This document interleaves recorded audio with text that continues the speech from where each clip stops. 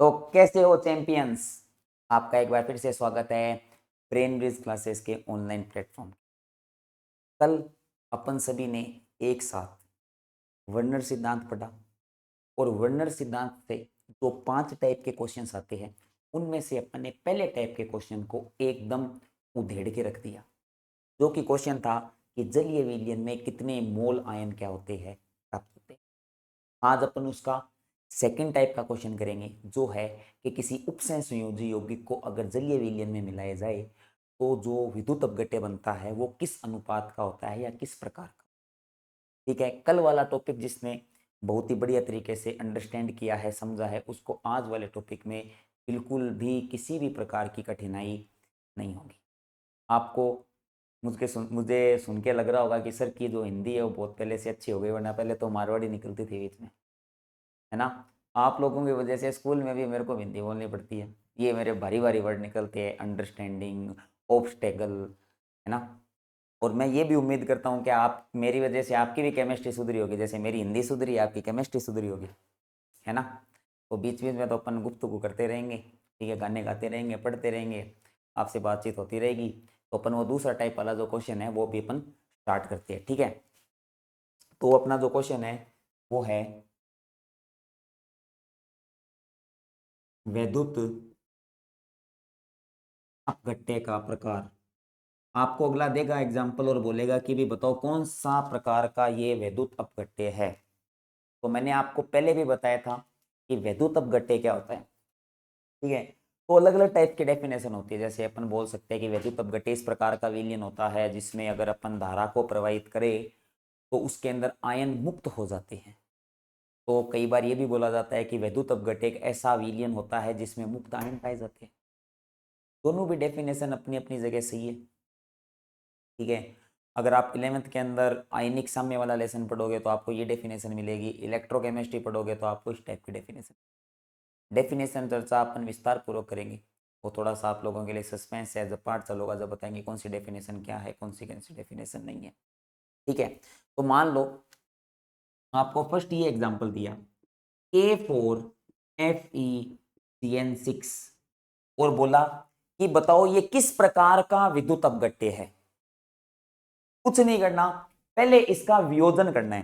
तो वो वियोजन करना सबको आता है। पोटेशियम कितने हैं, 4, तो मैंने लिख दिया 4 के ऊपर लिख दिया प्लस, ये तो टूटेगा ही नहीं, तो क्या लिख दूंगा FeCN6, टोटल चार्ज +4, तो इस पे आ जाएगा -4। अब जो बंदों ने शुरू से क्लास ली उनको पता है प्लस माइनस मैंने कैसे लिखा है। मैंने बताया था कि अगर प्रतियन पहले संकुल आयन बाद में दे रखा हो तो माइनस होगा, संकुल आयन पहले दे रखा हो प्रतियन बाद में दे रखा हो तो संकुल आयन पे प्लस होगा। अब एक चीज देखो, इसमें कितने मोल धनायन प्राप्त हुए हैं, 4, और कितने मोल ऋणायन प्राप्त हुए हैं, 1। तो ये किस प्रकार का हो गया, 4:1। किस प्रकार का हो गया, 4:1 प्रकार का हो गया। ये चीज है, मतलब धनायन और ऋणायन का अनुपात क्या है, ठीक है। इसको अपन और थोड़ा अच्छे से देखें तो मान लो ये एग्जांपल दिया और बोला कि भाई इसको अगर मैं, ये किस प्रकार का विद्युत अपघट्य है। विद्युत अपघट्य है जब आपको प्रकार पूछे तो उसमें बताना है कि धनायन और ऋणायन का अनुपात क्या है, मतलब उनके मोल का अनुपात क्या है। तो ये तो आपको पता है टूटेगा ही नहीं, अंबुजा सीमेंट से जो बना है, ये तीनों के तीनों सीएल, सीएल पे होता है माइनस, टोटल चार्ज -3, तो इस पे कितना आ जाएगा +3। एक तो मेरे पास धनायन है और 3 मेरे पास ऋणायन है, तो ये किस प्रकार का विद्युत अपघट्य हो गया, 1:3 प्रकार का क्या हो गया, विद्युत अपघट्य हो गया। सबको अच्छी तरीके से समझ में आ रहा होगा ना। नेक्स्ट देखते हैं, नेक्स्ट देखते हैं CONH3 5Br SO4। मैं दोबारा बता देता हूँ कि जब भी वैद्युत अपघट्य का आपको प्रकार पूछे तो आपको ये देखना है कि कितने मोल धनायन है और कितने मोल ऋणायन है, और फिर उनका आपको अनुपात निकाल लेना है, जो आपको छोटी क्लासेस से अच्छे तरीके से आता है। अगर मैं इसको तोड़ डालूं, अगर मैं इसको तोड़ डालूं तो CONH3 5Br, ये तो टूटेगा नहीं, SO4 अलग हो जाएगा, -2, तो इस पे कितना आ जाएगा +2। अब मेरे पास देखो एक ही तो धनायन है और एक ही ऋणायन है, तो इसका अनुपात क्या हो गया, 1:1। तो ये किस प्रकार का विद्युत अपघट्य है, 1:1 एक प्रकार का क्या है आपके विद्युत अपघट्य। सबको अच्छे से समझ में आ रहा होगा। अब जो इसके जो एग्जाम्पल्स है किताब के बीच वाले, वो अपन एग्जाम्पल्स करते हैं। ठीक है, जब तक आप इसका स्क्रीनशॉट ले लो, मैं आपके नोट्स निकाल लेता हूँ। हम्म, हम्म, हम्म, हम्म,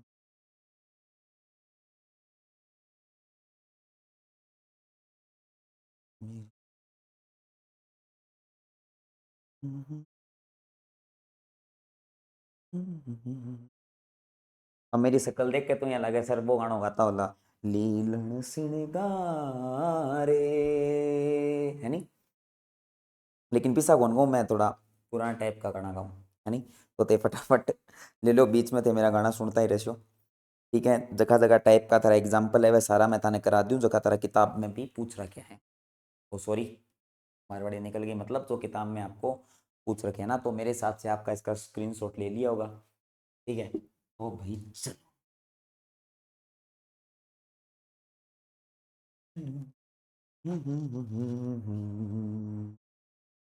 ला ला ला ला ला ला ला। आपको बोला कि ये किस प्रकार का विद्युत अपघट्य है, कोई दिक्कत वाली बात ही नहीं है। पहले अपने इसका सूत्र बना लेंगे। ठीक है, क्या सूत्र बनाएंगे, सभी को पता है, 3 है तो -3 +3 +3 मतलब इसको 6 लिगेंड चाहिए, तो 4 तो NH3 हो ही गए।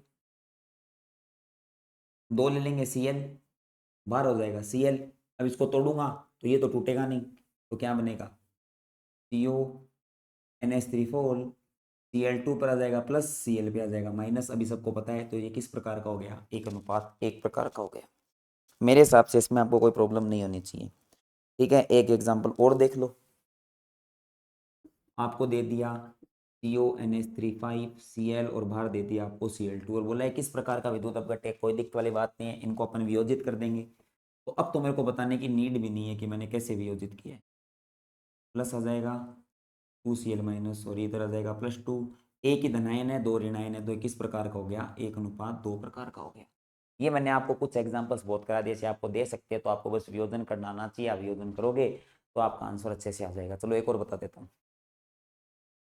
आपको बोला NH4 COF4, ये किस प्रकार का विद्युत अपघट्य, कोई दिक्कत वाली बात नहीं, NH4 है, 2NH4 सबको पता है, NH4 पे प्लस होता है, इसको अमोनियम बोलते हैं। NH4 पे क्या होता है, प्लस होता है, इसको अमोनियम होता है। इसके लिए आपको थोड़े बहुत पता होना चाहिए, Na पे क्या होता है, पोटेशियम पे क्या होता है। डी ब्लॉक वाले जितने मेटल है वो डी ब्लॉक के अंदर आपको आने लग जाएंगे। NH4 पे प्लस होता है, ये नॉर्मल आपको पता होना चाहिए, है ना।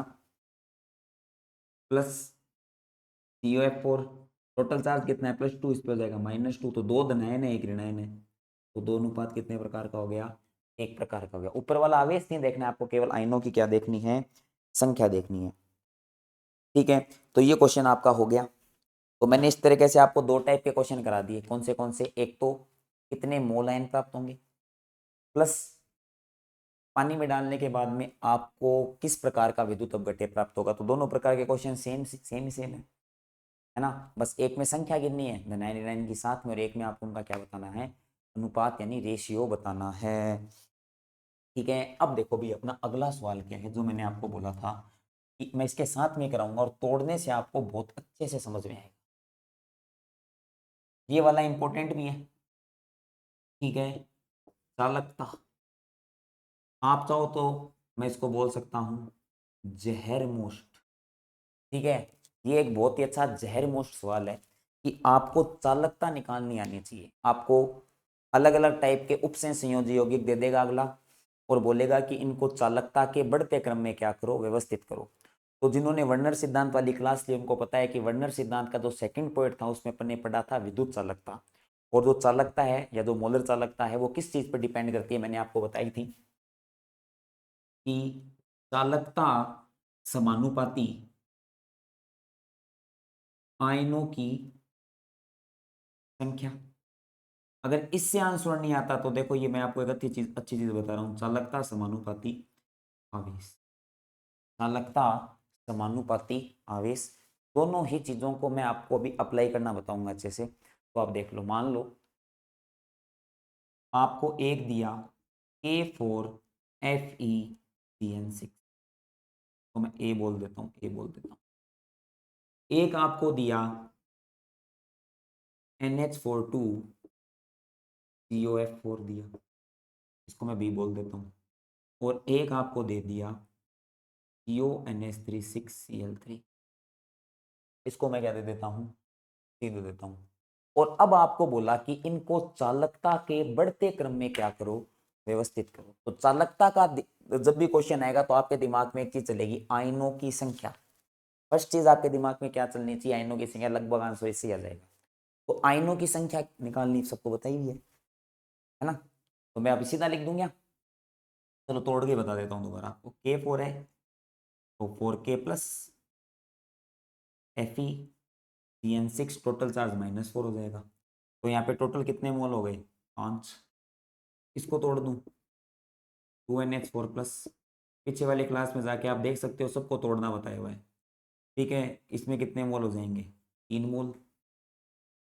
इसको अगर मैं तोड़ दूं,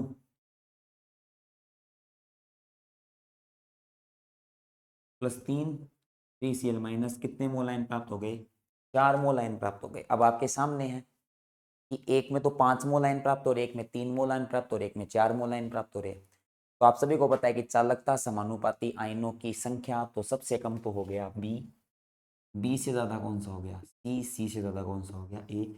आपका आंसर आ जाएगा। अब आप बोलोगे सर हमारे सर ने तो तोड़ा ही नहीं था, है या मैं तो स्कूल में से मैम ने तोड़ के नहीं बताया था।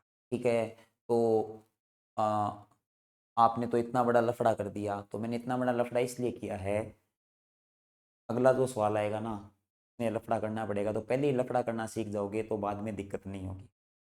अगेन आपको बात समझ में, अब मैं आपको जो एग्जांपल करा रहा हूँ आप गौर से देखना। ठीक है, इस बार मान लो आपको दे दिया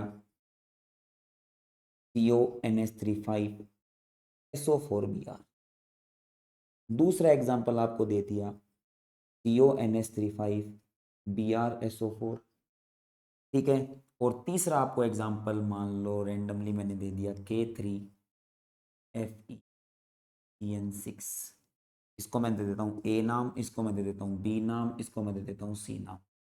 और मैंने बोला कि इनको चालकता के बढ़ते क्रम में व्यवस्थित करो। तो आपका दिमाग ये आएगा, सर इजी है, इनको तोड़ेंगे, आयनों की संख्या ज्ञात कर लेंगे, जिनकी आयनों की संख्या ज्यादा होगी उसकी चालकता ज्यादा होगी।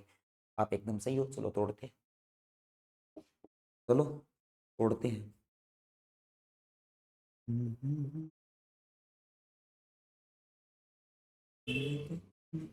एक एक दो, कितने मोल आयन प्राप्त हो रहे हैं, 2 मोल आयन प्राप्त हो रहे हैं।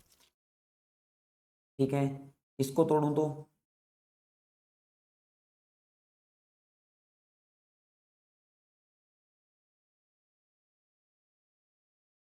कितने मोल आयन प्राप्त हो रहे हैं, 2 मोल। और इसको तोड़ूं तो 3K प्लस FeCN6 - 3, 4 मोल आयन प्राप्त हो रहे हैं। मैं मार्कर दूसरा ले लेता हूँ, आप देख लो जब तक, है ना।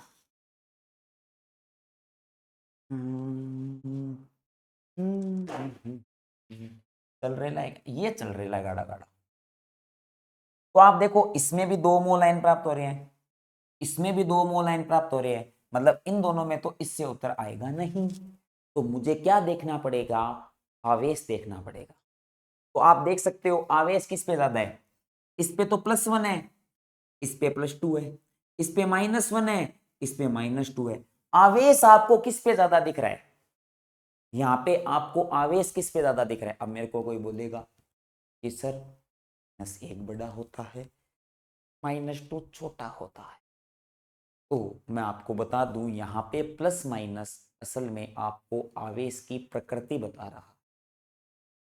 आवेश की क्या बता रहा है, प्रकृति बता रहा है। और इसमें आप ज्यादा कंफ्यूज ना हो तो मैं आपको बोल दूं, आवेश का परिमाण देख लो।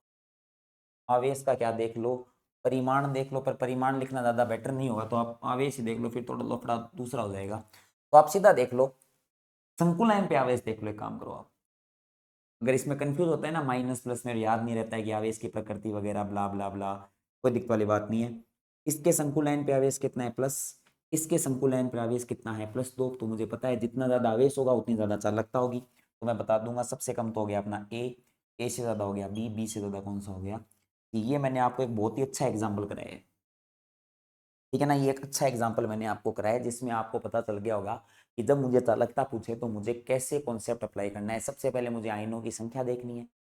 अगर किन्हीं दो यौगिकों में आयनों की संख्या जल में घोलने पर आयनों की संख्या अगर बराबर आ जाए तो मुझे उन पे आवेश देखना है। जिस पे आवेश ज़्यादा होगा उसकी चालकता ज़्यादा होगी, जिस पे आवेश कम होगा उसकी चालकता कम होगी। ठीक है, तो आप फटाफट इसका क्या ले लो, स्क्रीनशॉट ले लो। उसके बाद में मैं आपको एक सवाल और दूंगा और अपना चालकता वाला भी टॉपिक क्या हो जाएगा, कंप्लीट हो जाएगा। ज़्यादा एग्जाम्पल अपने किताब में नहीं है, ये मैंने आपके बना के आपको करा दिए। इसके अलावा आप किताब में जो और उपसंय संयोजी यौगिक है उन पे ये अप्लाई करके देख सकते हैं। ठीक है, और आपको कोई लगे कि सर मेरे को इसमें आंसर नहीं आ रहा है तो आप उसे नीचे कमेंट डाउन करके बताइए, आपको उसका आंसर मिल जाएगा। ठीक है, फटाफट इसका क्या ले लो, स्क्रीनशॉट वाले लो। उसके बाद में अपन आगे चलते हैं।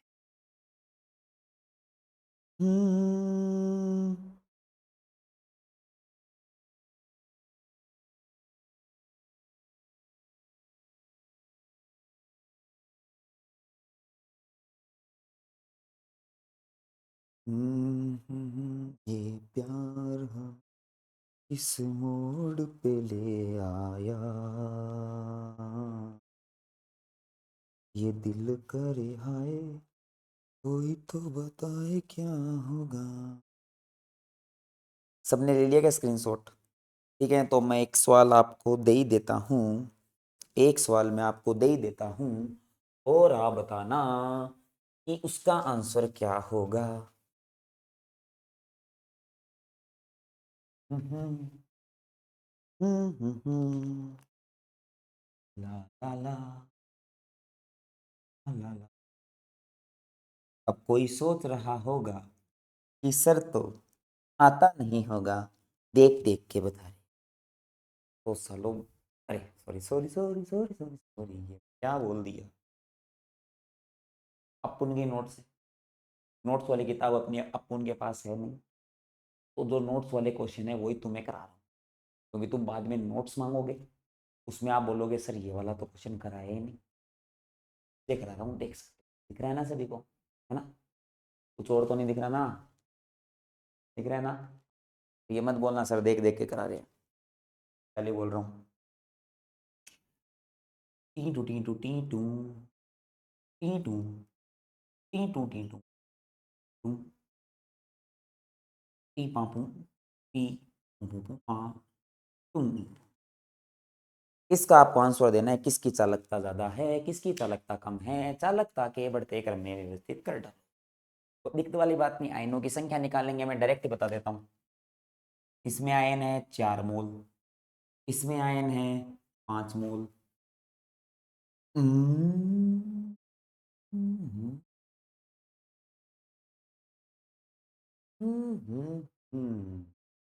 हम्म, हम्म, यहाँ पे तो फिर वाला फॉर्मूला लग जाएगा K3 पे भी आ रहे हैं 4, यहाँ पे भी आ रहे हैं 4। ओ माय गॉड, यहाँ पे भी कितने आ रहे हैं, 4 आ रहे हैं, यहाँ पे भी कितने आ रहे हैं, 4 आ रहे हैं। तो आप कैसे देखोगे? ईंटा पो पापो, ये तो गलत है। अब दोनों पे आवेश भी समान है, दोनों की आयनों की संख्या भी क्या है, समान है, यानी इसकी और इसकी चालकता तो सेम हो जाएगी क्योंकि दोनों समान ही आयन देंगे और दोनों पर समान ही प्रकार का क्या होगा, आवेश होगा। ठीक है, तो यानी ये एग्जाम्पल तो इसमें बैठेगा नहीं, पता नहीं किसने लिख दिया। चलो इसकी जगह मैं चेंज कर देता हूँ, अपन क्यों देंगे तो सेम ही आ जाएगी। CONS3 5Cl Cl, तो कितने मोल आयन हो गए भैया, 3 मोल आयन हो गए। तो आप बता सकते हो सबसे कम सी से ज्यादा ए से ज्यादा पी। वो एग्जाम्पल मैंने इसलिए मिटाया था कि वहां पे तो पहला वाला लास्ट वाला है, उन दोनों में आयनों की संख्या भी समान आ रही थी, आवेश भी क्या आने लग रहा था, समान आने लग रहा था, तो दोनों की चालकता क्या हो जाती, सेम हो जाती। ठीक है, तो ये मैंने आपको एग्जाम्पल करा दिया, फटाफट इसका स्क्रीनशॉट ले डालो, सबको अच्छे से समझ में आ रहा होगा।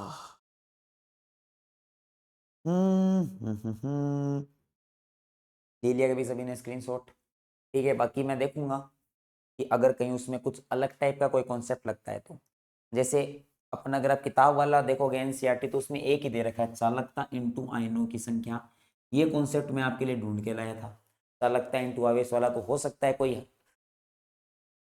अपर क्लास की बुक में तीसरे वाले का भी आंसर हो कि अपने को कोई तीसरी चीज भी देखने को मिल जाए कि जिससे अगर चालकता सेम आती हो तो उनमें कैसे अपन डिफरेंस कर सकते हैं। मैं ट्राई करूंगा और ट्राई करके कल अगर आपको पक्का पक्का बता दूंगा कि है।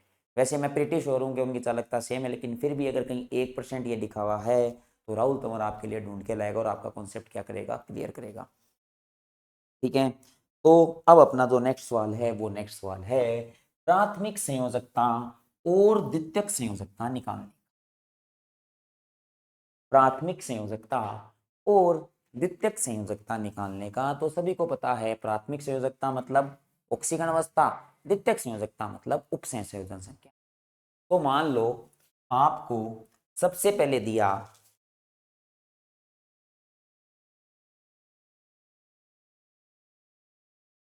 PtCl2 और NH3।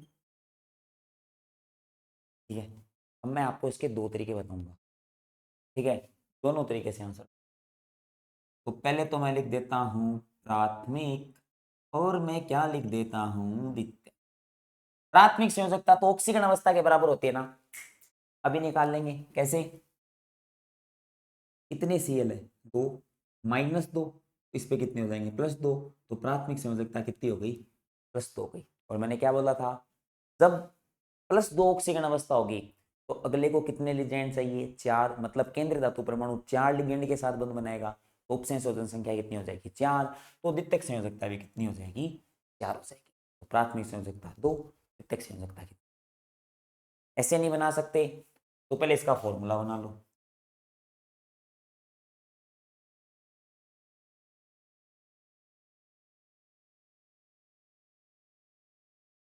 PtNH3 4Cl2। अब प्राथमिक संयोजकता, तो प्राथमिक संयोजकता तो निकालनी आती है, कितनी हो जाएगी, ऑक्सीकरण अवस्था के बराबर होती है। ऑक्सीकरण अवस्था कितनी है, +2। द्वितीयक उपसंयोजन संख्या के बराबर होती है, कितनी होती है, 4। तो अब 4, तो पहले वाला तरीका ज़्यादा आसान है, उसमें सीधा अपना क्या आ जाएगा, आंसर आ जाएगा। लेकिन अगर कोई सेकंड वाले तरीके से करना चाहता है तो वो सेकंड वाले तरीके से भी कर सकता है।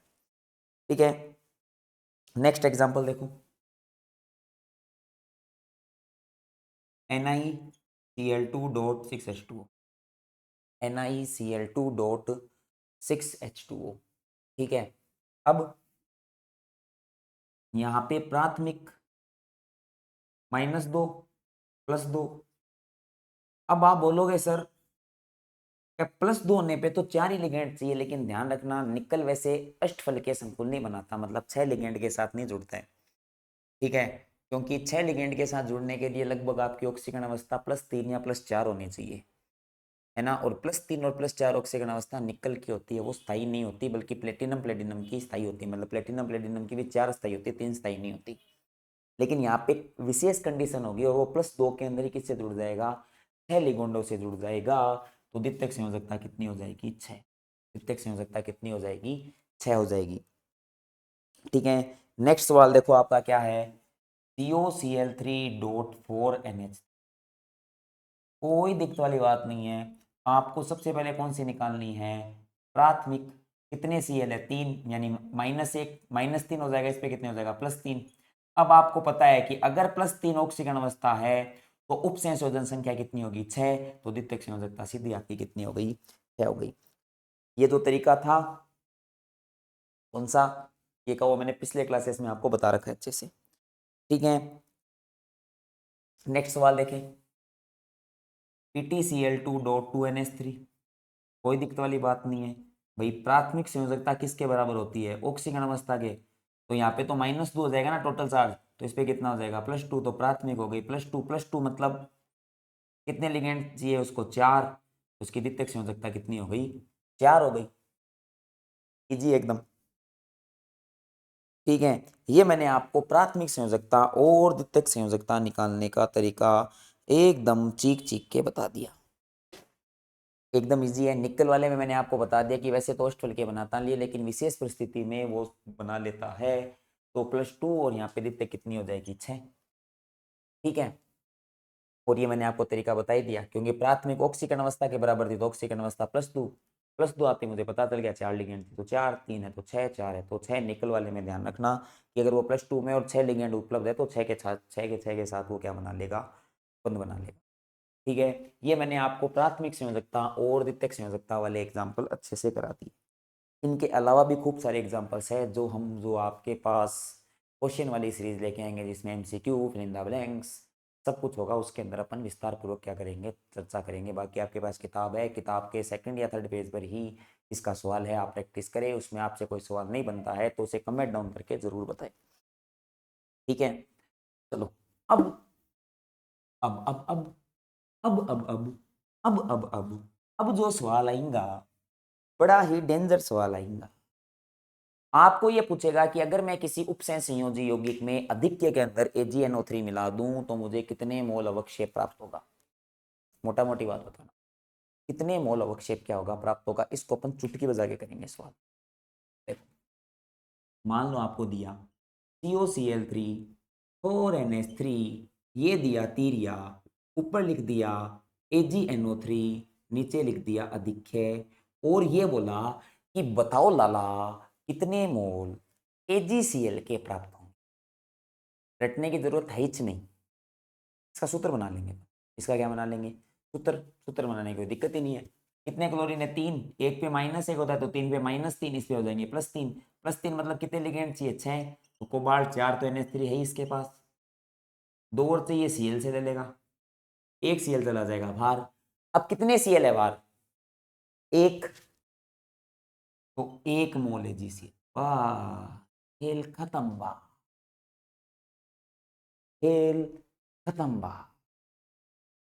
एक और बता देता हूँ, मान लो दिया COCl3 5NH3, आपको दे डाला AgNO3 अधिक्य, और बोला अरे लाले, है ना, धुरंधर वाला सीन याद आ गया क्या, लाले जहां दर्द होता है वहीं मर्द होता है ना। तो अगले ने बोला लाले इसमें मैंने AgNO3 अधिक्य में मिलाया, बता लाले कितने मोल AgCl प्राप्त होगा। कोई दिक्कत वाली बात नहीं है, फॉर्मूला बना लो, CO NH3 5 Cl Cl2, लाले बाहर कितने Cl है, 2, तो कितने मोल AgCl प्राप्त होगा, 2 मोल AgCl प्राप्त। मजा आ रहा है नहीं आ रहा। ठीक है, एक सवाल और देख लो, PtCl2.2NH3, आपको बोला अरे लाले AgNO3 आधिक्य में डाला है लाले, तो कितने मोल AgCl प्राप्त होगा। पहले अपन फॉर्मूला बनाएंगे, ये लो ये लो ये लो ये लो, बाहर दिख रहा है क्या, कुछ नहीं दिख रहा, 0 मोल AgCl प्राप्त होगा। कितने मोल AgCl प्राप्त होगा, 0 मोल AgCl प्राप्त होगा। तो आपको AgNO3 वाला भी सवाल करना आ गया होगा। और आप देख सकते हैं धीरे धीरे अपन वर्नर सिद्धांत के अंत तक पहुंचने लग रहे हैं। मेरे हिसाब से लास्ट टाइप का सवाल है। दलीय विलयन में आयन वाला बता दिया, विद्युत चालकता वाला बता दिया, वैद्युत अपघट्य के प्रकार वाला बता दिया। हाँ, ये अपना लास्ट टाइप का सवाल है, आपका वर्नर सिद्धांत फिनिश हुआ। इसके बाद में इसके किताब के पीछे वाले एक दो जो सवाल है वो अपन करेंगे कल। और फिर हाँ, अपना जो अगला टॉपिक है समावयवता वाला, उसमें तो मौज करा दूंगा मैं आपकी। उस वीडियो को बिल्कुल भी मिस मत करना, आनंद आ जाएगा, आनंद। ठीक है, अब अपन या पहले फटाफट इसका स्क्रीनशॉट ले लो, है ना, उसके बाद में अपन देखते कोई एक दो सवाल और रह गया हो तो।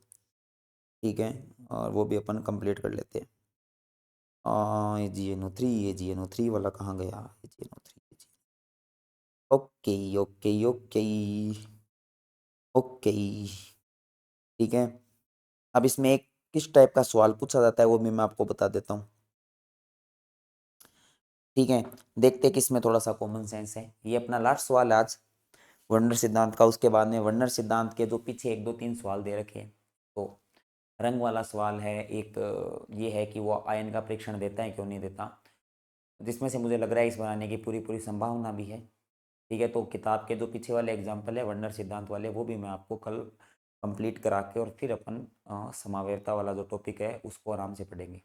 फिर अपने थोड़ी टॉपिक रहेंगे, एक तो रहेगी वीबीटी और एक अपनी कौन सी रहेगी सीएफटी, उसके बाद में धातु कार्बोनिल यौगिक और आपका उपसंय संयोजी यौगिक एकदम विस्तार पूर्वक क्या हो जाएगा, कंप्लीट हो जाएगा, जिसमें कुछ भी बाकी नहीं छोड़ा है। और जैसे ही चैप्टर कंप्लीट होगा आपके सामने दौड़ती हुई MCQ, fill in the blanks और पीवाईक्यू की सीरीज लेके मैं आपके सामने हाजिर हो जाऊँ। ठीक है, तो अब जो एक सवाल रह गया अपना वो अपन देख लेते हैं। ज्यादा कराऊंगा एक दिन में तो अति तो हर चीज की बुरी होती है। हाँ, अति हर चीज की क्या होती है, बुरी होती है। ज्यादा खाना, ज्यादा खेलना, थोड़ा पढ़ना, है ना, आपके लिए थोड़ा पढ़ना आती है ना, ठीक है, तो वो खराब हो जाती है। तो अब आपका सवाल क्या है, आप देख लो फटाफट। सवाल है कि एक संकुल यौगिक है KTCl2 4NH3, इसमें AgNO3 को आधिक्य में मिलाया, आधिक्य में मिलाया तो 2 मोल AgCl प्राप्त हुए, 2 मोल AgCl प्राप्त हुए। तो नए यौगिक का, तो नए यौगिक का उत्तर लिखो तथा प्राथमिक व द्वितीयक संयोजकता बताओ। ठीक है, अब आपको थोड़ा सा क्या है घुमा के दे दिया। अब जो अच्छा बच्चा होगा, गुड बच्चा होगा, नाइस बच्चा होगा, या जो बच्ची होगी, जो भी होगा, अरे अपनी बात नहीं करे कि अपने अच्छा बच्चा होगा या अच्छी बच्ची होगी, मैं आप लोगों की बात कर रहा हूँ। तो आप में से अच्छा बच्चा होगा या जो अच्छी बच्ची होगी, या कोई बूढ़ा भी मेरे को देख रहा है, अच्छा बूढ़ा होगा, ठीक है, वो यहाँ पे दिमाग लगा लेगा कि 2 मोल AgCl प्राप्त हुए, मतलब ब्रैकेट से बाहर कितने Cl है, 2। तो ब्रैकेट से बाहर 2 Cl, इसका मतलब फॉर्मूला क्या बन जाएगा, PtNH3 4Cl2, ये तो बनेगा कि भाई अगले ने सवाल में बोल दिया कि 2 Cl बाहर है, 2 मोल AgCl, मतलब 2 Cl बाहर है, तभी तो 2 मोल AgCl प्राप्त हो गए, तो मतलब 2 Cl बाहर चले गए, तो ये हो गया PtNH3 4Cl2। अब इसकी प्राथमिक संयोजकता बतानी है, तो ये तो ऑक्सीकरण अवस्था के बराबर होती है, कितनी है, +2। द्वितीयक संयोजकता उपसंय संयोजन संख्या के बराबर होती है, तो कितनी हो गई, 4। चलो आंसर आ गया।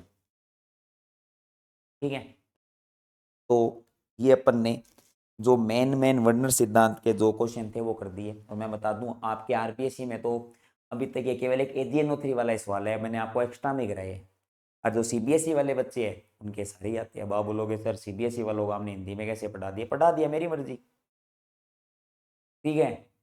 उनको कौन सी वो कोई सीबीएसई वाला वैसे ठप्पा लगा हुआ है कि उनको प्रॉपर इंग्लिश में से ब्ला ब्ला करके बताना पड़ेगा, है ना। इंग्लिश की क्लासेस भी जल्दी अपलोड होने वाली है। हमारा थोड़ा फिजिक्स वाला सर आलसी हमारे, थोड़ा सीधी सी करनी बैठे अपा सामने क्या कुआ दिया। तो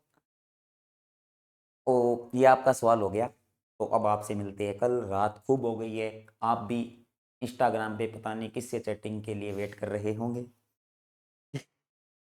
आप भी किसी को स्नैप भेजने के लिए आतुर होंगे। तो मैं आपके बीच में कांटा नहीं बनना चाहता, इसलिए जय हिंद, जय भारत, जय राजस्थान। पढ़ते रहिए, चैटिंग करते रहिए, लेकिन पढ़ाई के साथ चीटिंग मत करना, ठीक है। तो मिलते हैं, टाटा बाय बाय।